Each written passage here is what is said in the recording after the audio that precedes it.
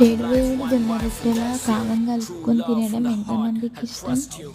కారంలో ఉప్పు, కారం, అల్లిగడ్డ, నూనె వేసుకొని అందులో ఉల్లిగడ్డ కట్ చేసి వేసుకొని వేడి వేడి జొన్న రొట్టెకైనా ఎండిపోయిన జొన్న రొట్టెలైనా సూపర్ ఉంటుంది.